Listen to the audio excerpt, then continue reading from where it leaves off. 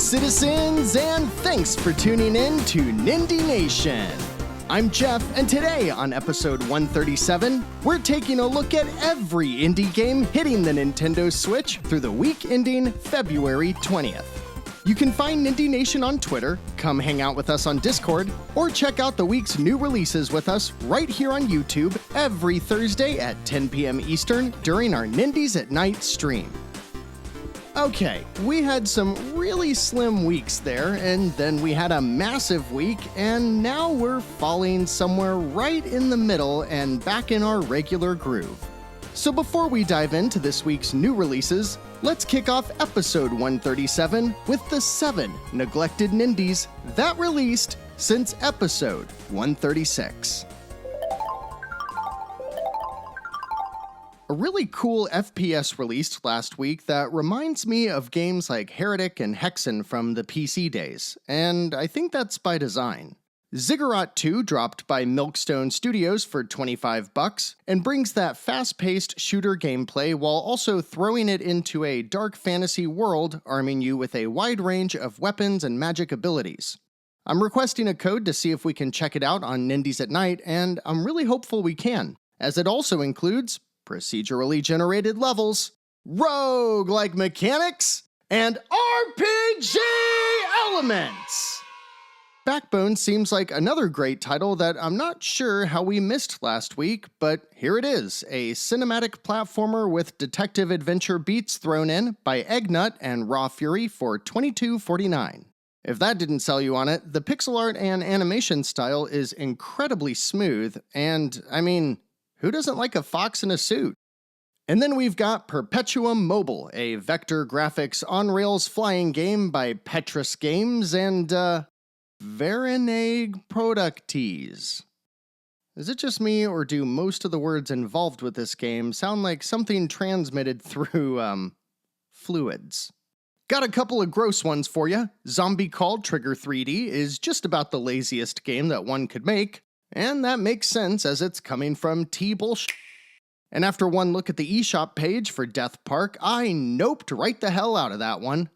Go look it up for yourself if you want to see a demon clown chasing you in first person. Nope. And much more lighthearted, but still gross, we've got our after-school playzone, which is a bunch of bland minigames by the masochists at Sandbox. And then, as much as I love games with cats, it's abundantly clear that Penal Games and Silesia Games just said, Kittens and Yarn? More like Pipe Dream, but with cats. Though, I guess at $2, it's not too offensive. Ziggurat 2 looks excellent though, doesn't it? I really want to check that one out. Backbone 2. Anything of note for you? Hit up the comments if so. As mentioned at the top, we're back down to a reasonable number of games this week, but as we round the corner to Valentine's Day, there's no shortage of Nindies to love. These are the 17 Nindies hitting the Nintendo Switch through Sunday, February 20th. What better way to kick off the Valentine's Day episode of an internet show about video games than with a bunch of fictional characters that are just trying to f*** each other? That's right, just like that college freshman that still shows up at your high school's dance, Monster Prom 2 Monster Camp XXL slides into the eShop on Monday the 14th for $17.99. In their last outing, Beautiful Glitch tasked you, a stereotypical spooky movie monster, with charming your way into a loving monster's embrace and taking them to the high school prom. This time, it's at summer camp, which is weird because isn't that something you do, like, well before college? The first one was well received, and the sequel looks like more of the same. So if a monster-based romance visual novel is your jam, Monster Prom 2 should be right up your alley.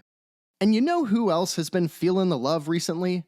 Nindie Nation, because last week Origami Hero Games was kind enough to send over a bunch of codes that we got to give away on Nindies at Night. Isn't that cool of them? This week they're bringing over another one of their pixel platformers with Smash Star for $1.29.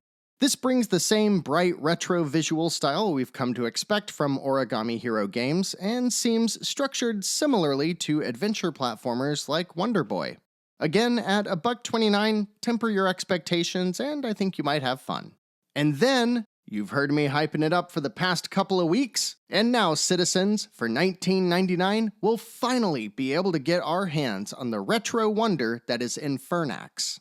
Releasing on PC in 2020, Infernax has always received high praise for its blend of Castlevania, Metroid, and all sorts of action-adventure platformers that create something which carries heavy RPG inspiration but still keeps a healthy balance of combat and platforming a la Shovel Knight. Beyond the 8-bit visuals and a fitting soundtrack, it also includes a story that presents multiple choices which alter the game's outcome based on your selection. And despite if it actually does end up changing the game significantly, it at least provides some built-in replay value. I am so all over this game, and it's already getting rave reviews that place it in the mid to upper 80s on Metacritic. So get excited, citizens, watch some trailers, and join us on Nindies at Night if you want to see more of Infernax later this week.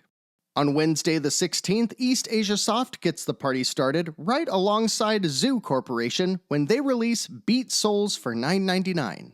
This rhythm game, at first, looks like an anime version of Guitar Hero, but rather than using plastic Telecasters and Les Pauls to egg on a cheering crowd, instead you play as a girl who dances to communicate with rhythm yokai. Some anime thing, I don't know.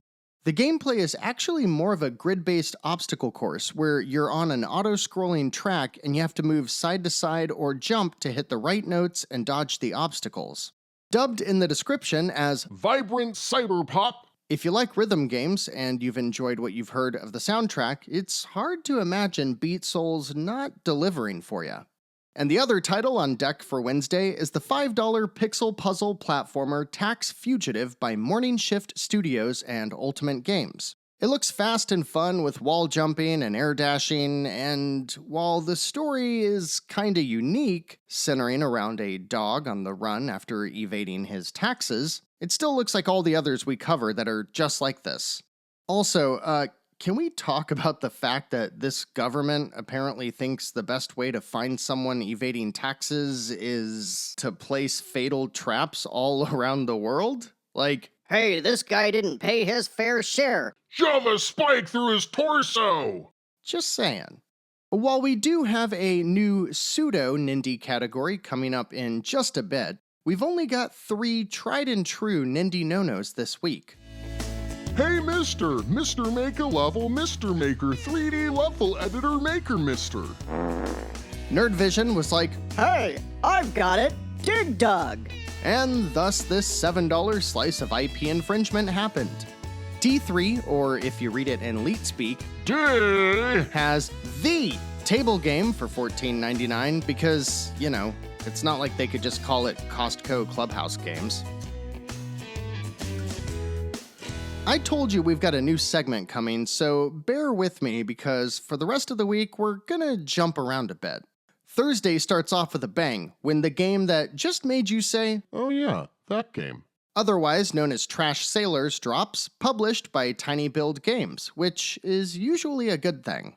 So, Trash Sailors is essentially a Zany multiplayer party game with a gimmick. In this case, you and up to 3 other players get together on the couch or online to ride a raft down a raging river. The world has been flooded by trash, and as you race down the rivers, you have to pick up the trash. It looks pretty fun, but there's a lot of red flags here. First, the game's description could not have less effort. With as good as the hand-drawn art looks, if you had slapped a really detailed description beneath it, they'd probably sell a lot more. Second, the studio, who goes by the name No, I'm not saying fuck. I'm saying Stop it! Flow! I'm saying fluck! Anyways, Flucky Machine has only made one other game, Escape Dudeland, which is really fun and gross for about 15 minutes, and then you're probably good. That brings me to my third point, the price. There is no price. Why? Is it going to be free? Are they really debating on a price and just haven't decided yet? I think this is realistically going to be priced at around $10, with regular sales around $7.49 and the big sales dropping it down to $4.99. I don't know where this one will pan out, but it does have potential. If it fares well in the reviews, I'll let you know when Trash Sailors is $5. It was only like a year ago when the side-scrolling, moderately janky survival horror game Red Colony hit the scene with half-naked white girls in tow. Then maybe 6 months later, its sequel arrived, bringing dinosaurs and half-naked black chicks along for the ride because, diversity. Well, this week, Runic Codes and Shin Yuden are back again brandishing their 2D TCT, which stands for 2D Tear Clothes Technology. Yes, that's really what they called it. So Red Colony 3 has upped the ante with bigger boobs, bigger butts, and more reasons to watch your character bend over and or get strangled. Seriously, this game has a major asphyxiation kink. And it's $6.99. Nice. Oh, and it's got robots now. And now for our new segment. I don't know that these titles are actually Nindie no-nos, but they're definitely not getting my recommendation. So we'll call these titles, releasing on Thursday and Friday, this week's, negligible Nindies. Cubite and Naoka Games want you to push boxes around a grid in Fluffy Cube for $3.99. Jandusoft wants you to jump around in a precision platformer where you can't see a goddamn thing with Light Up the Room for $9.99. Upaon, A Snake's Journey, actually seems cute with a mix of snake and that puzzle game called Sokoban that I've yet to fully understand. And Silesia Games only asks for $3, so I don't know. And then we've got some of that big energy. Would you stop it with the censoring? First it was fucky, now it's big Mick. I said Mia. Stop it! Big Chick is a $5 8-bit puzzle game by Maxim Nuriev that looks kinda like a tower defense where you don't defend towers, rather you defend the little chicks on their way from point A to B. The more I look at this game, the more I'm being won over to try it. I'm not gonna lie. Maybe this one should have been in the regular run of show. Maybe. But From Heaven to Earth is just, look. It's a first-person 3D platformer with low gravity, and it could be kind of fun. But you do not need to adjust your screen. This is the frame rate from their own trailer.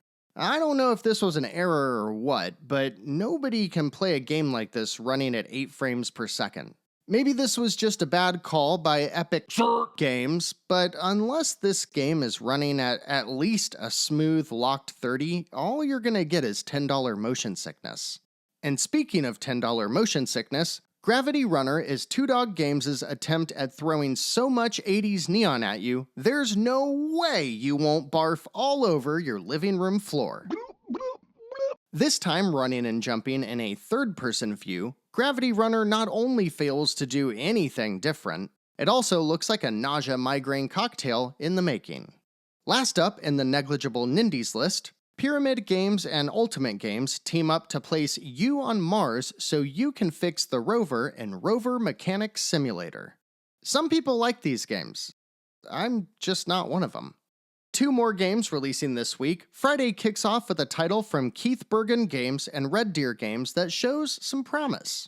Jim Wizard's Tactics uses a grid-based, turn-based tactics approach and blends it with fantasy elements and a bright, colorful presentation. I like what I'm seeing, even if some of the UI is a bit on the cheap side. At $12.99, if the reviews look good, hey, we can always use another tactics game. And as usual, Ratalaika rounds out the week's releases with a simple top-down 8-bit action-adventure called Mages and Treasures for $4.99. It's got puzzles, combat, obstacle courses, and yet another jovial fantasy theme, all wrapped up in a little throwback that seems to be well made. I always like when Ratalaika drops a no-frills game for $5 that'll keep me busy for the weekend, and that seems to be exactly the case here. After last week, it makes sense that we're a little on the lighter side this week, and after the Nintendo Direct, we usually get an indie world within a week or two, so I wouldn't be surprised to see some exciting shadow drops before next week's episode. Anything standing out for you? What'd you think of the negligible Nindies that sit in between the space of games we'd recommend and games that are a hard no? Now, Let's round out this week with the 8 Nindie deals at their lowest prices ever, currently on sale through at least February 21st.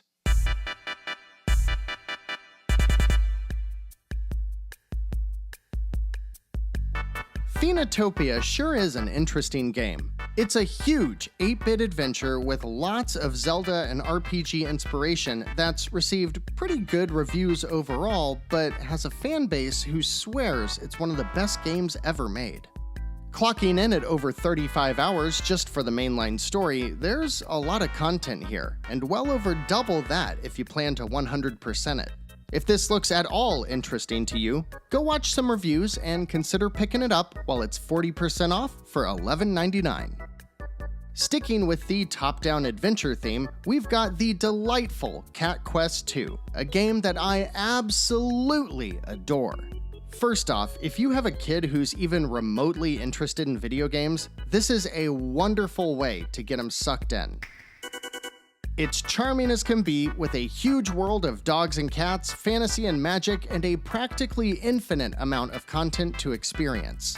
The main game is about 8 hours long, with New Game Plus, alternate difficulties, and more puns than you could, wag your tail at, or something. No matter who you are, Cat Quest II is worth a try, and it's currently 65% off for just $5.24. A quirky little game with a deceptive level of depth that released late last summer is the top-down space shooter Space Scavenger, which is half off for $6.49. What makes this little romp so fun is how, as you play through the levels, you find more and more pieces that you can mold onto your spacecraft, letting you make fast and nimble ships, slow tanks, or just absolute abominations. It's a type of game that we don't see the trifecta formula applied to often, and Space Scavenger does it in the most addictive way possible, as it blends procedurally generated levels with rogue-like mechanics and RPG elements. But if you want to fly a spaceship side to side and you don't mind your grindy bite-sized levels to be static, Red Siren is a dumb little game that I took a chance on a couple months back and was absolutely hooked on for a couple weeks. It's a mobile game where you fly left to right in a Defender-like fashion and blow everything up on screen. Each level gets harder, you shop for upgrades to upgrade your ship, and you grind out the early levels and just, move on to blowing up the next thing. I took a chance at $2.49, and at 75% off, that's right where it is again. For that price, I was really happy with it. I mean, it's not an incredible game, but maybe you'll dig it too. Speaking of games I took a chance on, I know we covered it because I looked back through the show notes, but I had otherwise completely forgotten about Relic Hunter's Zero Remix until I saw this twin-stick shooter on sale and decided to see if it'd quench my thirst. Sure enough, it did, and I really enjoyed its traditional approach to the genre, with bright, vibrant presentation, lots of characters and upgrades, and its fairly quick jaunt to see the game through. There's plenty other things to do after the fact, like co-op, daily challenges, and an infinite solo mode, but if you just want to roll credits, it only took me a few hours. With a 35% discount for only $8.44, Relic Hunter's Zero Remix includes procedurally generated levels, rogue-like mechanics, and RPG elements! And speaking of trifectas, one of the Nindie Nation community's favorites is Crown Trick, which is half off all the way down to $9.99. This dungeon crawler uses turn-based combat similar to Crypt of the Necrodancer, where nobody moves until you move, and tasks you with concocting the best loadout you can to combat a slew of environmental and elemental effects. If you've never checked it out, now is the best time yet to experience all of its glory with procedurally generated levels, rogue-like mechanics, and RPG elements! If you watch Nindie Nation, you know that it's really hard to make a good, challenging platformer, and few of them reach the heights of games like Super Meat Boy. But Spinch is one of the few that nails it. Featuring an amazing soundtrack and mesmerizing visuals, this acid trip turned platformer will challenge you like crazy but never treat you unfairly. At 35% off, $9.74 is just the right price if you're looking for something that just might make your brain bleed. In a good way? In a good way. And last up for the week is a massive action adventure that is heavily inspired by Shovel Knight. In fact, I think the easiest way to describe Cathedral is that it just might be Shovel Knight, but with a big open world. Instead of stages, you have a castle where you start and then get dumped into a massive world that is a treat to explore. There's a great demo available if you want to check it out, and when you're ready to dive in, it's 40% off for just $8.99. And it's a big game. What do you think? Anything you're picking up this week? Let me know down in the comments.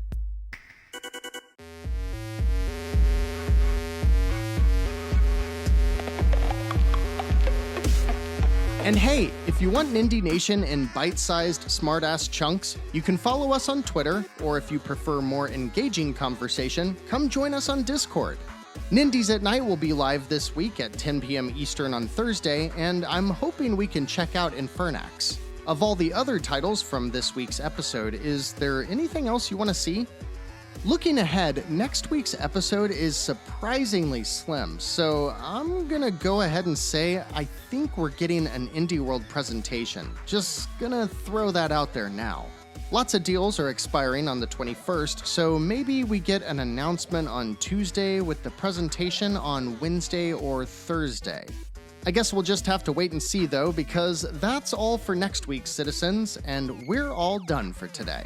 Thanks so much for watching, liking, subscribing, and sharing Nindie Nation with others. Until next week, citizens, I'm Jeff. This has been Nindie Nation episode 137, and remember, no matter what type of game you're looking for, Nindie Nation will be right here to help you find just the thing to keep your Joy-Cons synced.